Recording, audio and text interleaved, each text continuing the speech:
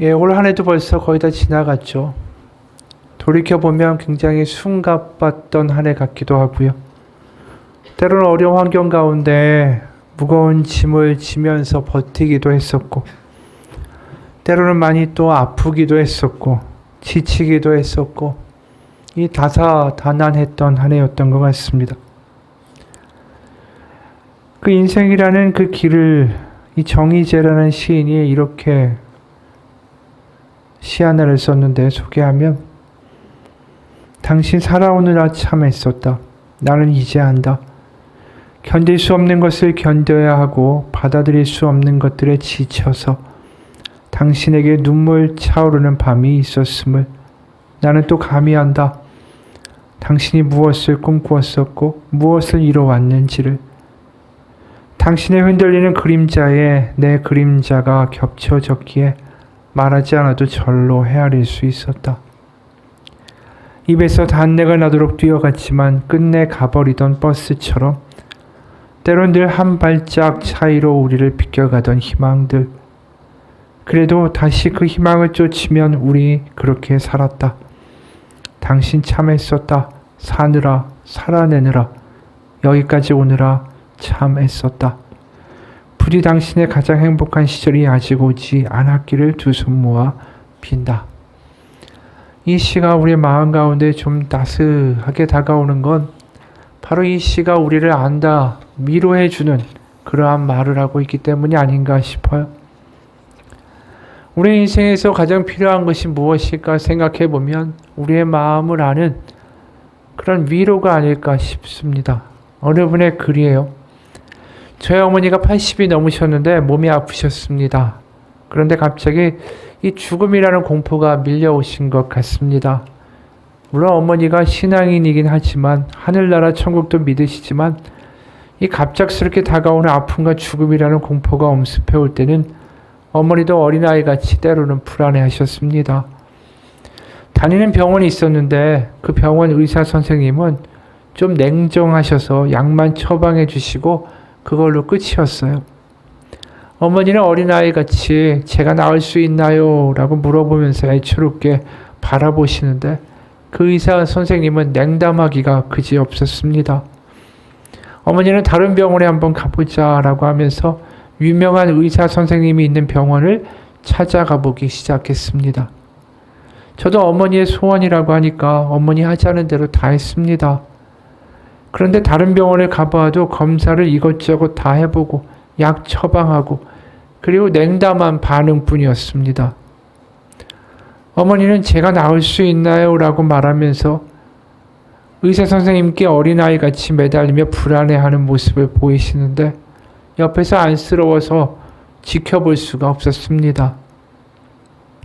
그러면서 저는 의사 선생님들한테 서운했습니다. 괜찮아지실 거예요. 이런 말, 거짓말이라도 하나 해주시지. 그러면서 정말 가슴이 아팠죠. 물론 의사 선생님은 검사의 결과를 보고 이성적이고 냉정한 판단을 해야 하기 때문에 그럴 수밖에 없다라는 것을 알면서도 화가 났습니다. 그래서 저는 기도를 했죠. 거짓말하는 의사 선생님 좀 만나게 해달라고.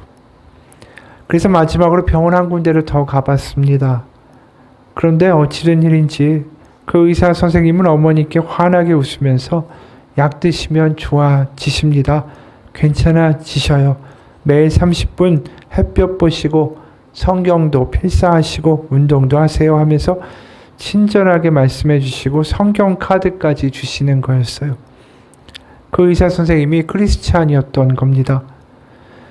신기하게 그날부터 어머니는 달라지기 시작했습니다. 매일 햇볕 보시고 식사도 못하셨던 분이 식사도 잘하시고 운동도 열심히 하시고 안 좋은 눈으로 성경도 매일 보시고 쓰시고 너무 달라지셨어요. 아마 제가 보기에는 이러다가 100세까지 거뜬히 사실 것 같습니다. 약이 좋아서가 아니라고 생각합니다. 어머니는 의사 선생님의 위로의 말 한마디, 희망의 말 한마디로 달라지신 거니까요.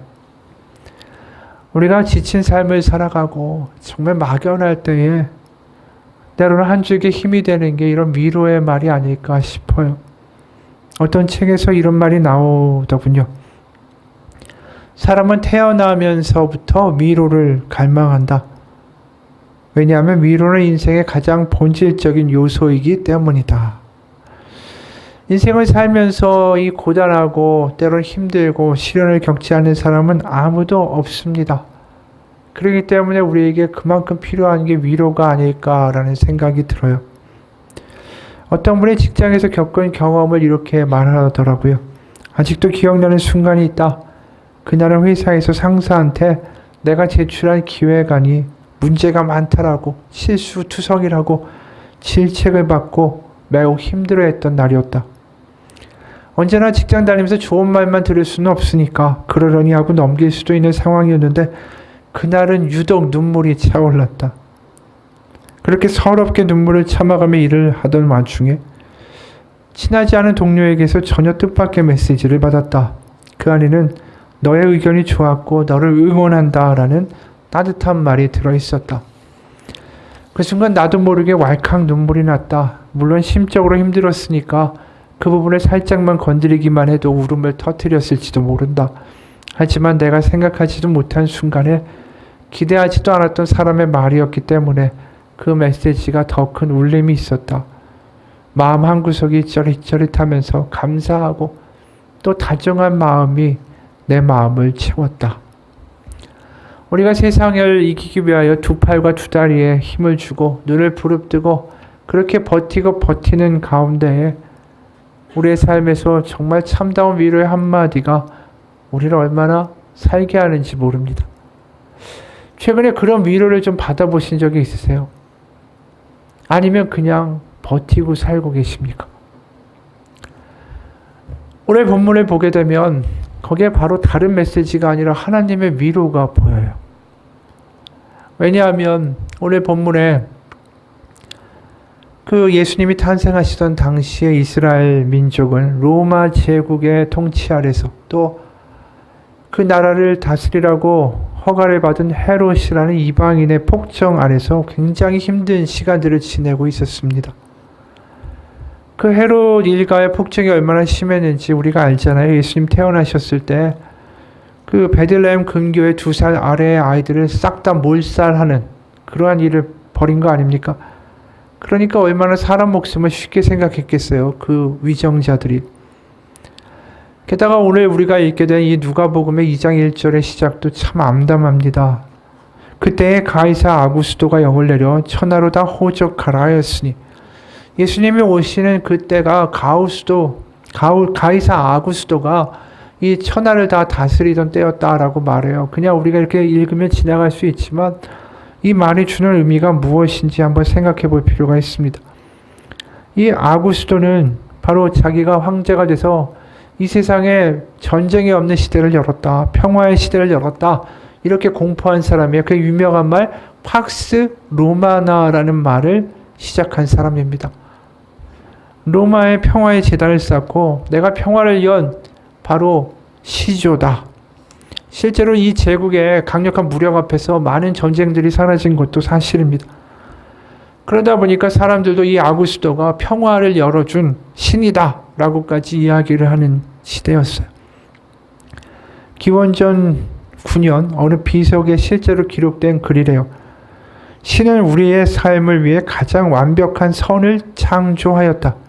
그는 누구냐면 아구스도의 황제. 아구스도 그를 인류의 유익을 위해 덕으로 충만하게 하시고 우리와 우리 후에 올 사람들을 위해 전쟁을 끝내고 모든 것을 확립하실 구원자로 보내주셨다. 그리고 그 신, 아구스도를 신이라고 불러요. 그 신의 탄생일은 그의 도래를 통해 복음이, 여기서 유앙겔리온이라는 이 복음이라는 단어가 쓰이는데 이 그의 도래를 통해 복음이 이 세상에 시작되었음을 분명히 해주는 날이었다. 그러니까 이 비석을 정리하면 아구스도를 뭐라고 부르냐 하면 구원자라고 부르고요. 신이라고 부르고 그가 탄생한 것은 뭐라고 부른다고요? 유앙겔리온 복음이라고 불렀어요. 이 여기 쓰인 이 유앙겔리온이라는 복음이라는 단어가 우리가 성경에서 보면 예수님의 탄생, 복음, 기쁜 소식 똑같은 단어입니다.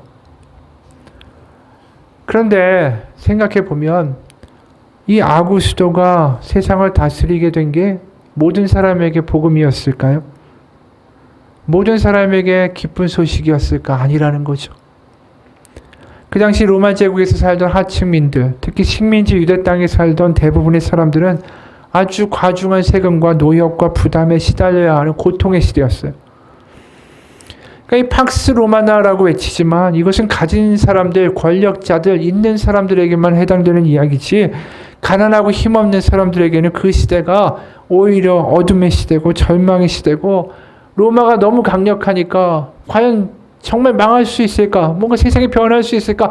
그렇지 않을 것이다라는 절망의 시대였다라는 거죠.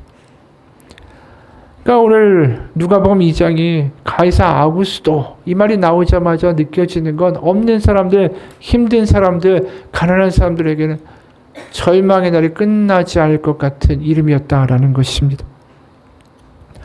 그런데 이 가이사 아구스도라고 시작한 이 본문이 우리가 오늘 읽은 10절, 11절에는 이 복음이라는 유앙겔리온이라는 말이 다시 등장하는 것으로 역전되는 걸 보게 돼요. 무슨 이야기냐면 10절, 11절에 천사가 이르되 무서워 말라 보라가 내가 온 백성에게 미칠 큰 기쁨의 좋은 소식, 이게 유앙겔리온이에요. 헬라어로. 이 좋은 소식을 너에게 전하노라.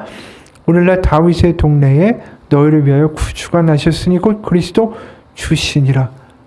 천사가 말하는 게 얼마나 파격적인 이야기인지 몰라요. 세상에서 말하는 아구스도가 탄생한 그날이 복음이 아니라 드디어 참다운 복음, 바로 유앙겔리온, 하나님의 아들이 정말로 이 땅에 도착한다. 가짜 왕국, 가짜 나라, 가짜 통치, 그 로마는 뒤집어지고 정말로 하나님의 위로의 때, 평강의 때가 힘든 너희들 가운데 임할 것이다 라고 천사가 이야기하는 거죠. 이게 얼마나 대단한 것인지, 이 너희들에게 지금 하나님의 아들 메시아의 기쁜 소식 복음이 도착했다. 이게 우리한테는 별로 밋밋하게 와닿지만 로마 시대를 살던 사람들한테는 얼마나 대단한 이야기인지 모를 거예요. 유앙겔리온이라는 그 복음이라는 이야기를 황제에게만 쓰고 있는데 지금 예수님이 이 땅에 태어나신 것이 유앙겔리온이다라고 말하는 순간에 이 이야기는 다른 게 아니에요. 로마는 무너질 거란 이야기예요.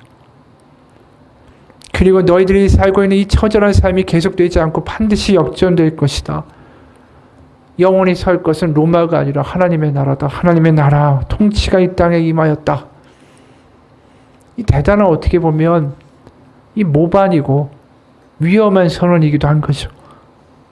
근데 그게 그 로마 시대에 하나님을 믿고 예수님을 믿던 백성들에게는 굉장한 위로였다라는 거예요. 오늘 본문에 유앙겔리온 복음이다라는 말은 다시 말해서 힘들고 지치고 소망 없고 변화 없을 것 같은 삶 가운데 던져지는 가장 큰 위로였다라는 것입니다. 그리고 이 기쁜 소식이 누구에게 전해지는가가 우리가 볼 때에 그게 되게 중요하죠. 이 기쁜 소식을 누구에게 전해줬습니까? 목동이에요, 목동. 여러분, 위대한 나라의 탄생, 위대한 하나님의 아들의 탄생, 세상에 뒤집어질 일, 그럼 그걸 누구한테 알리겠어요? 좀 위치가 있고 자리가 있고 좀 사회적 지위가 있는 사람에게 알려야 되는 거 아닙니까? 그런데 그 소식을 천사가 누구한테 가서 알리는지 우리가 목동이라는 사실을 보게 되지 않습니까? 왜 목동에게 갔을까요? 이 이야기가. 아니, 목동에 가가지고 뭐 예수님에게 해드릴 수 있는 게 하나도 없잖아요. 가진 것도 없잖아요. 아니, 양의 분변이 묻은 더러운 냄새나는 옷을 입고 세상 가운데 멸시당하고 있는 그런 사람들의 이야기를 누가 듣고 믿어주겠어요? 근데 왜 이 이야기가 목동에게 전해졌을까? 바로 하나님의 위로가 가장 필요한 사람들이다라는 거죠. 세상에 어떠한 희망과 역전의 일도 경험할 수 없는 사람들, 그냥 하루하루 살다가 그렇게 늙어서 갑자기 병사하여도 누구 하나 신경 쓰지 않는 사람들, 그 사람들에게 하나님의 위로가 가장 필요한 사람들, 그 사람들에게 하나님의 기쁜 소식이 전해진 거예요. 복음은 다른 게 아니에요. 하나님이 그런 세상 가운데 절망하고 소망 없고 이 세상에서 이렇게 살다가 그냥 끝나는 것인가라고 말할 수밖에 없는 이들을 하나님이 가장 신경 쓰고 계시다라는 거죠. 그들을 가장 마음에 두고 계시다라는 거예요. 그래서 이 기쁜 소식이 목동에게 전해져야만 했다라는 거지. 이게 복음인 거예요. 우리가 죽으면 이 땅을 떠나 천국에 가서 살게 됩니다. 아, 기뻐요가 아니라 하나님이 이 세상에 절망 있고 힘들고 소망 없는 이들을 기억하시고 가장 먼저 위로하기 원하시는 하나님이시다. 이게 복음이라는 거죠. 제2차 세계대전이 끝나고 쑥대밭이 된 프랑스에 살고 있던 한 과부에게 일어난 일입니다. 전쟁통에 남편을 잃은 그녀에게는 어린 자녀가 4명이나 있었대요. 먹을 것도 없고 하루하루 살기가 너무나도 버거웠습니다. 자녀들은 엄마만 바라보는데 어떻게 살아야 되나 앞이 캄캄한 거예요. 그래도 하나님을 믿는 믿음이 있었기 때문에 매일같이 말씀을 읽다가 하나님이 주시는 그 약속을 하나씩 적어가지고 바구니 하나에다가 넣어두었습니다. 그리고 너무 힘들 때마다 하나님, 오늘 저에게 하나님이 주시는 약속은 뭘까요? 그러면서 한 구절을 꺼내서 읽어보는 거예요. 그럴 때마다 희한하게 하나님이 그 마음을 위로해 주시고 격려해 주시고 소망을 주셨대요. 그러다 어느 날 특별히 어떤 희망도 없고 특히 몸도 아프고 힘들었던 날이었는데 너무 막막하니까 눈물을 흘리면서 오늘 하나님의 약속을 내가 붙잡아야지 하면서 말씀 바구니로 걸어갔습니다. 그런데 그만 발을 잘못 디뎌서 고꾸라지면서 그 바구니를 탁 친 거예요. 그러니까 그 순간에 그 안에 있던 모든 그 말씀 구절들이 그 여인의 치마폭으로 다 와를 쏟아졌어요. 그때 그녀의 마음 가운데 하나님이 주시는 음성이 있었습니다. 이것이 다 네 것이다. 여기 있는 약속들이 다 너를 향한 것이다.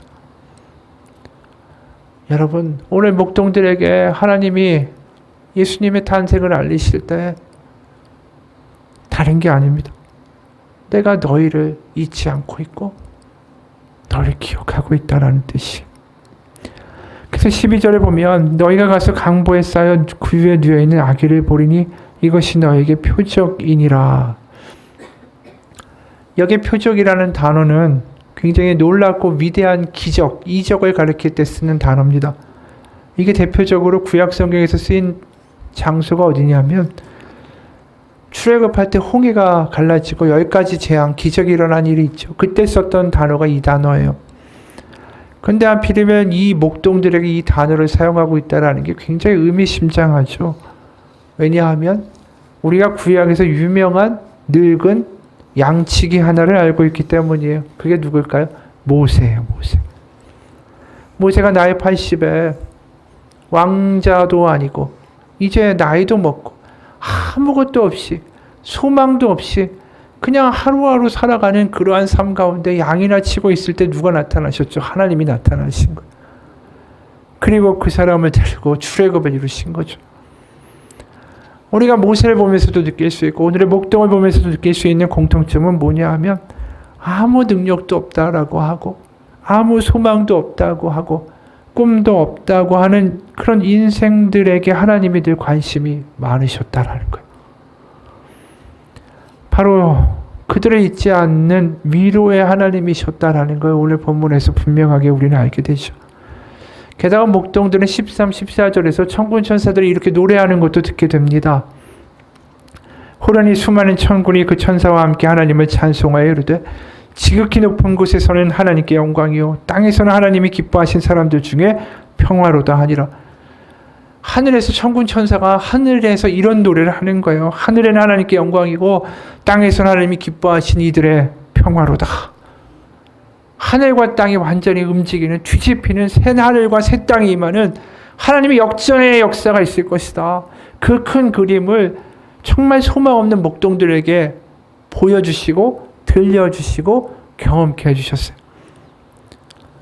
여러분, 복음은 그렇게 소망이 없는 사람들, 어떻게 보면 지친 이들에게 이 세상이 이렇게 끝나지 않을 것이다 라는 것을 알려주는 역전의 소식이에요.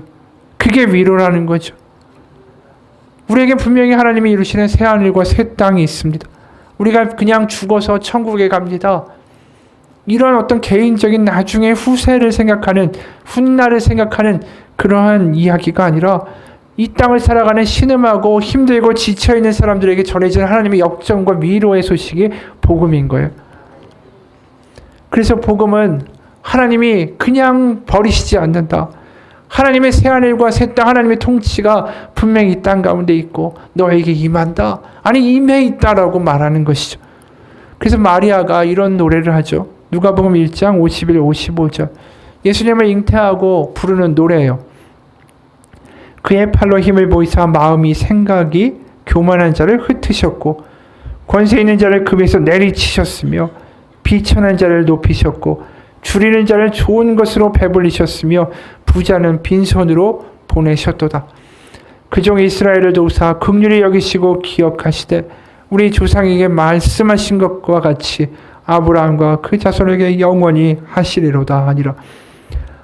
이게 얼마나 대단한 노래예요. 완전히 세상이 뒤집어지는 이야기를 누가 하고 있다고요? 10대 소녀가 하고 있는 거예요. 게다가 이런 노래를 부를 수 있는 상황입니까? 아니 결혼도 하지 않은 처자가 아기를 뱄다라고 하면 율법에서 돌을 맞아 죽을 수 있는 상황인 거죠. 그런데 이런 노래를 불러요. 복음이 그 가운데 임하니까 뭐가 확신이 되냐 하면 보이는 게 다가 아니라는 거죠. 우리는 결코 절망으로 끝나는 게 아니고 하나님이 나를 기억하고 계시고 우리를 위해 하나님이 지금도 일하고 계시다라는 그 확신이 생기니까 이런 노래를 하게 되는 거 아닙니까? 여러분, 우리가 다르게 살아갈 수 있는 유일한 근거는 하나님의 위로를 경험하는 것입니다. 내가 세상 가운데 아무리 무시당하고 멸시당하고 웃음거리가 되고 세상에 짐을 지고 하루하루 근근히 버티며 살아간다고 하고 누구를 만날 때마다 자존심 상하고 아니 누굴 만날 만한 자신도 없고 그런 삶을 뒤집어 줄 수 있는 건 하나님의 위로뿐이에요. 하나님이 나를 기억하신다라는 그 한 가지 사실뿐입니다. 그래서 우리가 구약에서도 이 신약에서 나오는 이 역정과 뒤집어지는 새하늘과 새 땅의 역사들을 구약에서도 말씀하고 있는 게 이사야 65장이에요. 이사야 65장의 배경은 언제냐 하면은 바로 이 남유다가 완전히 패망하고 사람들이 포로로 바벨론으로 끌려가죠. 그리고 70년이 지나서 다시 예루살렘으로 돌아옵니다. 돌아오면 누군가 막 환영해 줄 것 같죠? 아니에요. 터전도 없고요. 누구 하나 반가워해 주지도 않고 이제 어떻게 살아야 하는가 막연한 거예요. 뭔가 우리는 다른 삶을 살 수 있을까? 이제 뭔가 우리에게 새로운 시대가 시작될까? 소망이 없어요.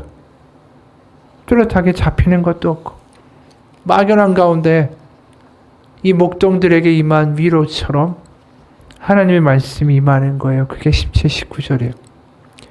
보라 내가 새하늘과 새 땅을 창조하나니 이전 것은 기억되거나 마음에 생각나지 아니할 것이라. 너희는 내가 창조하는 것으로 말미암아 영원히 기뻐하며 즐거워할지니라. 보라 내가 예루살렘을 즐거운 성으로 창조하며 그 백성을 기쁨으로 삼고 내가 예루살렘을 즐거워하며 나의 백성을 기뻐하리니 우는 소리와 부르짖는 소리가 그 가운데서 다시는 들리지 아니할 것이며. 이게 얼마나 큰 위로가 되겠어요, 그들에게. 정말 세상이 뒤집어지지 않으면 그들에게는 어떠한 소망도 없는데 우리가 읽은 17, 19절에서 굉장히 의미심장한 단어가 나오죠. 창조하겠다, 창조하겠다. 이게 바라라는 히브리어고 이게 창세기에서 천지를 창조하신다라는 단어예요. 내가 너희가 지금 살고 있는 이 세상에서 그대로 그냥 시달리며 망가지며 시들어가게 하지 않겠다. 이 말씀만큼 큰 위로가 되는 게 어디 있을까요? 특히 이전 것은 기억되거나 마음에 생각나지도 않을 것이다. 이 대단한 위로 아닙니까? 더 이상 눈물도 고통도 없을 것이다. 24절에는 이런 말씀도 하세요. 그들이 부르기 전에 내가 응답하겠고 그들이 말을 마치기 전에 내가 들을 것이며. 나라가 패망하고 포로가 됐을 때 하나님이 어디 계신가? 하나님이 정말 나의 기도를 들으시는가? 나를 잊으셨는가? 그런 과거는 더 이상 존재하지 않을 것이다 라는 거예요. 이제 네가 부르기도 전에 내가 응답할 거고 네가 말을 마치기도 전에 내가 들을 거예요. 그리고 25절에 이렇게 말씀하죠. 이리와 어린 양이 함께 먹을 것이며 사자가 소처럼 짚을 먹을 것이며 뱀은 흙을 양식으로 삼을 것이니 나의 성산에서는 해함도 없겠고 상함도 없으리라. 바로 하나님이 창조하신 에덴 동산과 같은 그러한 샬롬의 회복이 있을 것이다 라는 것입니다. 여러분, 우리가 한번 생각해 볼 필요가 있는 게 고대 신화나 서사시에서 신이 인간을 위로한다라는 대목은 없습니다. 왜냐하면 인간은 신에게 너무나도 미천한 존재고 미인물이기 때문에 위로할 가치나 신경을 쓸 대상이 아니에요. 근데 성경에서 항상 말하는 게 뭐냐면 하나님이 위로하길 원하신다. 우리를 잊지 않으신다. 그게 우리의 하나님 여호와다. 그게 구약부터 신약까지 줄곧 나오는 메시지. 유치원에 다니는 딸 하나를 둔 부부가 행복하게 살고 있었대요. 근데 어느 날 아내가 원인 모르는 병으로 사망했습니다. 먹구름이 그 가정에 덮친 거죠. 아빠와 어린 딸은 아내를 땅에 묻고 집에 돌아왔습니다. 집에 들어오니까 현관부터 시작해서 방, 부엌, 응접실까지 뭐 하나도 변한 게 없는데 두 사람의 눈에는 모든 게 다르게 보이더라는 거죠. 그러다 밤이 됐습니다. 아빠는 딸을 침대에 눕히고 기도해주고 자기 방으로 돌아왔죠. 얼마 후 딸이 방에서 흐느껴 우는 소리가 들렸습니다. 아빠가 가보니까 어린 딸이 눈물을 흘리면서 말했어요. 아빠 무서워요. 아빠는 어린 딸 옆에 누워서 다독거리면서 타일렀습니다. 아무리 어둡고 무서워도 아빠가 있으니까 무서워 말고 조용히 자거라. 그러자 어린 딸이 눈을 감고 한참 있더니 조그마한 목소리로 속삭였습니다. 아빠, 아무리 어두워도 아빠는 나를 사랑하지. 그 말을 듣는데 아빠가 자신의 마음을 덮고 있던 불안과 공포의 어둠이 물러가는 걸 느꼈어요. 왜냐하면 이 아빠가 느낀 게 뭐였냐면 이렇게 기도하는 거예요. 하나님, 딸의 입술을 통하여 나에게 진리를 가르쳐 주신 것을 감사합니다. 나의 주변이 아무리 어둡고 힘들어도 변함없는 하나님의 사랑과 위로가 있기에 실망치 않습니다. 비록 우리 가정에 먹구름이 덮여 사망의 음침한 골짜기 같이 느껴지지만 내가 딸을 사랑하는 것과 같이 하나님께서 나를 사랑하시는 것을 믿고 그 위로 가운데 힘을 얻습니다. 우리한테 가장 필요한 게 뭘까요? 내가 이런 모욕과 이런 수치를 당하지 않기 위해서 더 돈을 벌고 성공해야 되겠다. 그건가요? 내가 더 열심히 살아야 되겠다. 이건가요? 힘들고 지칠 때 우리에게 필요한 건 그런 게 아니에요. 술 먹는 것도 아니고요. 누구 만나가지고 이야기하면서 사람들의 동정을 얻는 것도 아닙니다. 우리가 힘들고 지치고 짐이 무거울 때 그것을 이길 수 있는 길은 하나님의 위로를 경험하는 것 뿐입니다.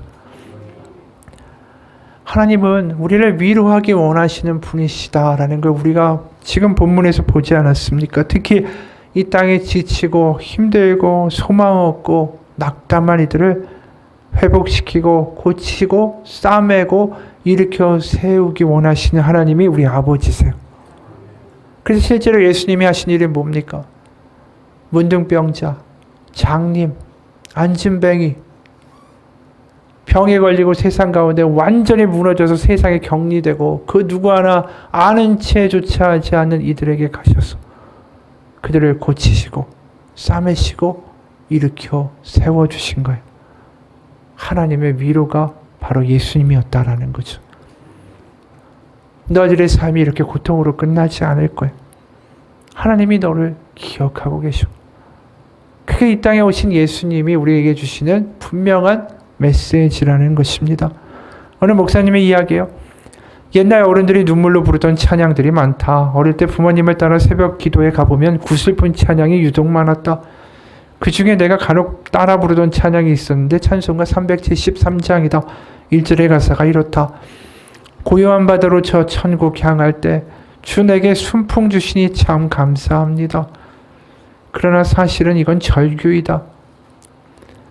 실제의 삶에서는 보릿고개를 넘어야 하고 먹을 건 없는데 7, 8명씩 되는 자녀들은 배고프다고 울고 학비 달라고 운다. 그런 상황에서 마음은 찢어지는데 내게 순풍 주시니 감사합니다라고 찬양하며 눈물 짓는다. 그 눈물 가운데는 주님이 정말로 순풍 주시기를 간절히 바라는 소망이 담겨 있다. 그런데 주님은 2절의 가사로 우리를 떠미신다. 큰 물결 일어나 나 쉬지 못하나 이 풍랑으로 인하여 더 빨리 갑니다. 나는 이 찬양의 2절을 부르면서 어머니들의 눈에 눈물이 촉촉히 맺혀 있는 것을 여러 번 목격했다. 지금 참기 힘든 어려운 가운데 처해 있는데 풍랑이 가정을 엄습하고 좌절이 인생을 덮고 있는데 오히려 그 풍랑을 인해 더 빨리 간다라고 말하는 2절의 가사. 그것을 아멘이라고 노래하며 부르고 있던 인생들. 그것이 부모님들의 인생이었는데 어떻게 그럴 수 있었을까?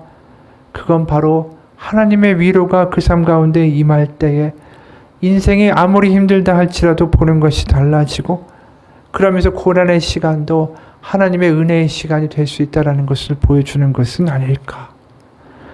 여러분, 우리에게 필요한 건 하나님의 위로입니다. 예수님이 우리의 위로자 되신다라는 게 우리 가운데 경험되고 체험되고 사라졌으면 좋겠어요. 말로만 그냥 예배드리고 내가 세상 가운데 무시당하지 않고 희망증 가질 수 있도록 돈벼락 내려달라고 하나님 앞에 와서 기도하는 게 아니라 예수님이 우리의 위로자 되신다라는 그 자체의 복음을 먼저 경험할 수 있는 우리의 인생이 되기를 축원합니다. 하나님이 위로하기 원하신다. 그게 예수님의 인생이었고 신앙의 마지막은 어떻게 끝나는지 아세요? 똑같이 끝나요. 계시록 21장 1절에서 4절이에요. 또 내가 새 하늘과 새 땅을 보니 처음 하늘과 처음 땅이 없어졌고 바다도 다시 있지 않더라. 3절 하나님이 그들과 함께 계시리니 그들은 하나님의 백성이 되고 하나님은 친히 그들과 함께 계셔서 모든 눈물을 그 눈에서 닦아주시니 다시는 사망도 없고 애통하는 곳이나 곡하는 것이나 아픈 것이 다시 있지 아니하리니 처음 것들이 다 지나갔음이로라. 성경의 마지막도 뭘 말하죠? 하나님이 우리를 믿는 이들을 위로하기 원하신다라는 것. 우리가 성탄절이 우리 가운데 기쁨이 될 수 있는 이유는 하나님이 이렇게 변덕 많고 이렇게 부족하고 이렇게 믿음이 연약하고 흔들리는 나를 불쌍히 여기시고 나를 지금도 위로하기 원하신다. 그게 우리 가운데 느껴질 때 성탄절이 기쁨이 되는 거예요. 여러분, 우리한테 가장 필요한 게 뭔지 생각해 보세요. 그게 돈, 건강, 성공, 취업, 승진 여러 가지가 될 수 있겠죠. 하지만 우리에게 정말 필요한 건 하나님의 위로예요. 왜냐하면요, 우리가 살면서 돈이 매일 있을 것 같죠. 살다 보면 없게도 되고요. 맨날 건강할 것 같죠. 건강하지 않게도 되고요.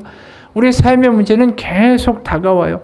하나가 지나가면 또 다른 문제가 다가오고 잠시 숨쉬고 살만하다 싶으면 또 다른 문제가 다가오고 우리의 삶에서 궁극적인 해결책은 하나밖에 없습니다. 하나님의 위로.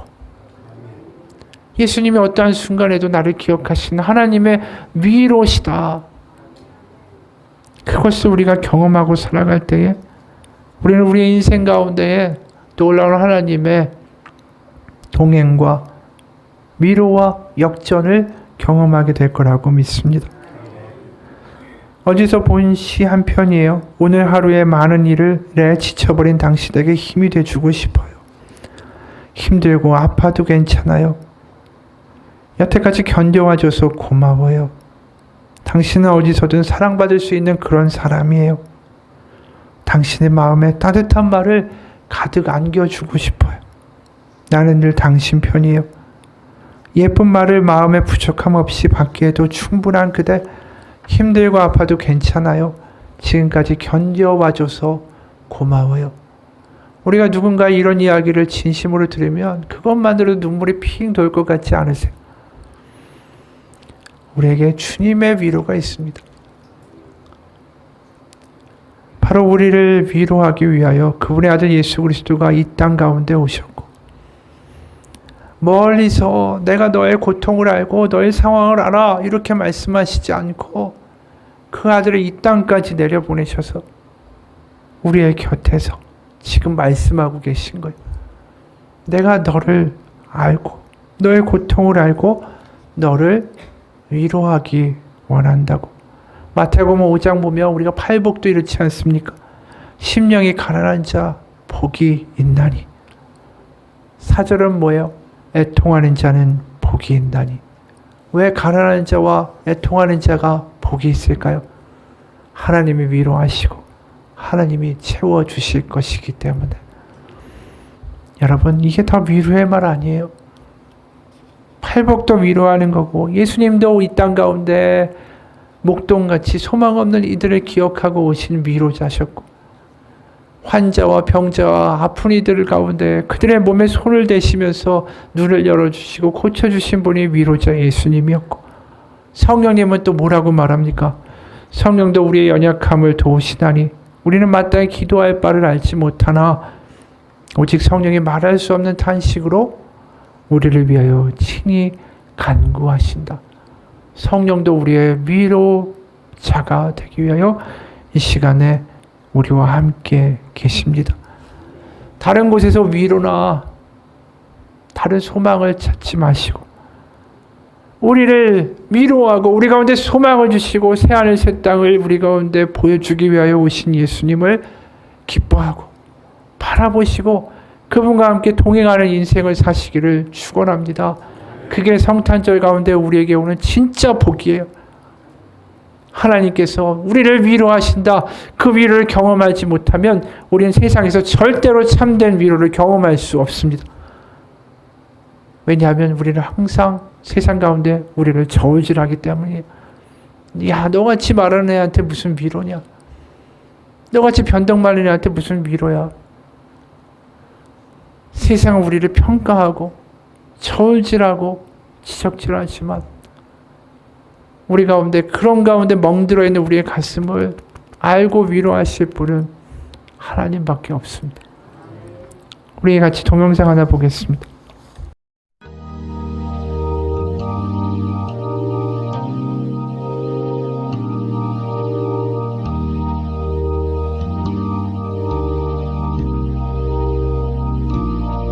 When you try your best but you don't succeed, when you get what you want but not what you need, when you feel so tired but you can't sleep, stuck in rivers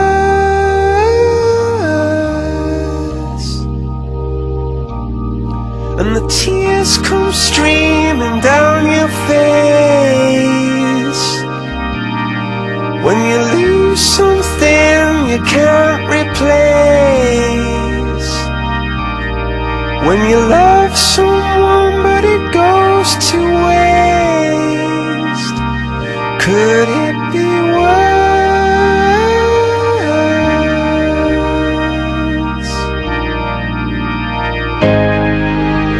Lights will guide you home and ignite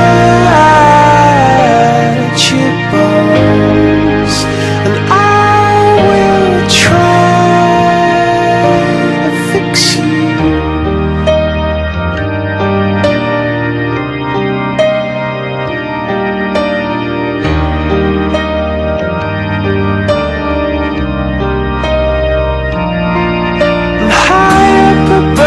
Or down below, when you're too in love to let it go, but if you never try you'll never know just what you were.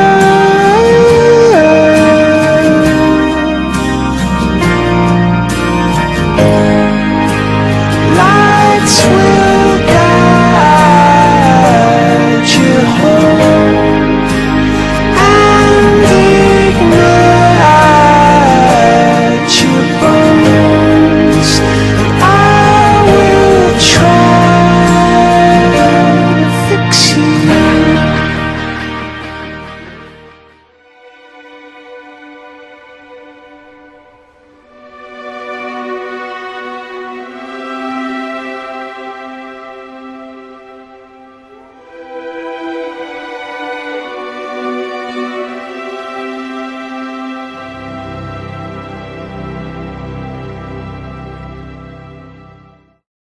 아픈 거하고 아들이 아픈 거가 틀리더라고요.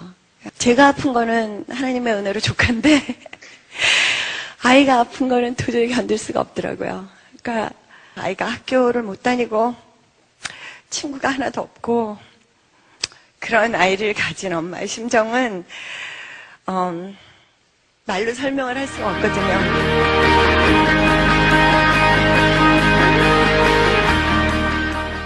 어느 날 예수님이 저에게 주신 말씀이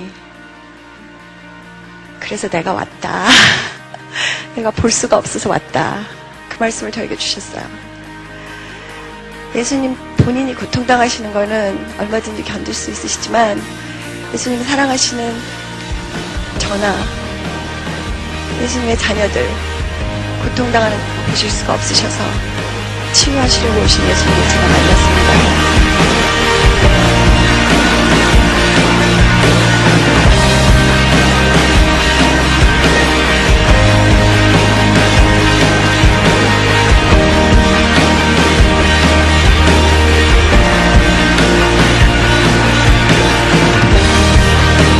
See a stream down your face. When you lose something you cannot replace. See a stream down your face.